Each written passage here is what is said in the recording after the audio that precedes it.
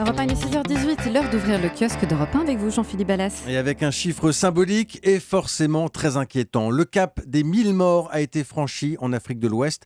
C'est le virus Ebola qui n'en finit plus de faire des victimes. L'hécatombe souterraine, écrit Pascal Coquille dans les dernières nouvelles d'Alsace. Comme le sida avant lui, ce virus hémorragique est un mal pernicieux, dit-il, qui ne se contente pas de galoper et de jouer à saut de frontière en dévorant les vies humaines. Pour l'éditorialiste, les effets à terme sont encore plus néfastes. Déjà, dans les campagnes du Sierra Leone, du Libéria ou de Guinée, certains dispensaires et petits hôpitaux ont fermé leurs portes, faute de médecins ou d'infirmiers, abattus eux aussi par le virus ou cherchant à lui échapper. Conséquence, il n'y a désormais plus assez de personnel et de fonds dans certaines campagnes pour traiter les cas de tuberculose, de paludisme. Plus que jamais, on meurt là-bas de maladies communes que l'on avait cru maîtriser. Petite lueur d'espoir malgré tout, l'OMS, l'Organisation mondiale de la santé, a finalement autorisé l'envoi de traitements expérimentaux. C'est à la une de l'Indépendant, de l'Est républicain entre autres. Un traitement non homologué donc un traitement à risque, titre le Républicain lorrain.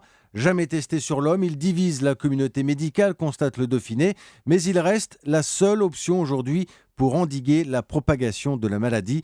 On en parlera d'ailleurs d'ici 1 heure sur Europe 1 avec un spécialiste. Ce sera la question qui fâche à 7h15. Également dans vos journaux ce matin, la course des tortues. Oui, histoire de débrancher un instant de l'actualité chaude, chaotique, dramatique.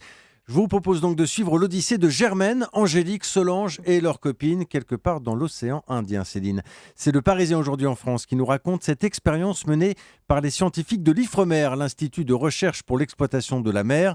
Ils ont équipé plusieurs tortues Kawan, c'est une espèce marine, plusieurs tortues donc d'émetteurs GPS, des balises Argos fixées sur leur carapace, et ce afin de suivre en direct leur périple quelque part entre la Réunion et l'Arabie Saoudite. Si vous allez d'ailleurs sur le site de l'IFREMER, vous pourrez voir de petites icônes sur une carte, les tortues en train de se déplacer. L'une d'entre elles, d'ailleurs, a tourné en rond dernièrement. Elle est probablement tombée sur une zone riche en nourriture, c'est ce que nous dit un chercheur. Le Parisien raconte que ces tortues Kawan se déplacent à la vitesse moyenne de 5 km par heure. Certaines peuvent ainsi parcourir aux alentours de 4000 km pendant une année. Alors, à quoi ça sert tout ça, me direz-vous ? Il faut savoir que ces tortues sont des espèces menacées et en fonction des zones où elles se trouvent, les scientifiques peuvent prendre contact avec les autorités locales pour mieux les protéger. Contrairement à l'actualité donc, et comme disait La Fontaine, la tortue se hâte avec lenteur.